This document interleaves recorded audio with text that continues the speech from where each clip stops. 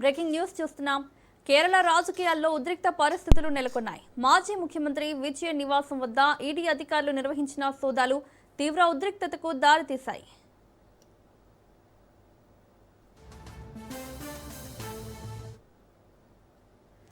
సోదాల సమాచారం తెలిసిన వెంటనే పెద్ద సంఖ్యలో అక్కడికి చేరుకున్న సిపిఎం కార్యకర్తలు ఈడీ అధికారులపై ఆగ్రహం వ్యక్తం చేశారు.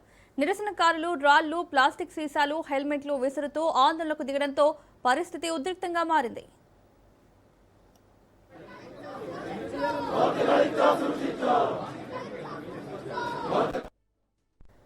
ఈ ఘటనలో పలువురు పోలీస్ సిబ్బందికి గాయాలైనట్లు సమాచారం. మరోవైపు ఈడీ అధికారుల వాహనం కూడా ధ్వంసమైనట్లు తెలుస్తోంది. ఘటనా స్థలికి భారీగా పోలీసులు చేరుకొని పరిస్థితిని అదుపులోకి తీసుకువచ్చే ప్రయత్నం చేస్తున్నారు.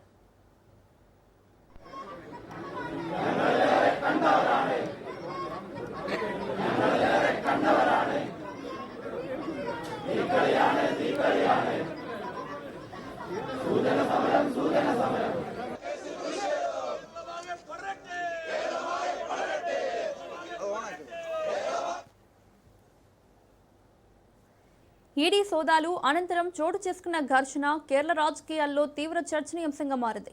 అధికార పార్టీ సిపిఎం కేంద్ర దర్యాప్తు సంస్థల వ్యవహారంపై ఘాటు విమర్శలు చేస్తుండగా ప్రతిపక్షాలు మాత్రం చట్టపరమైన చర్యలకు సహకరించాలని డిమాండ్ చేస్తున్నాయి.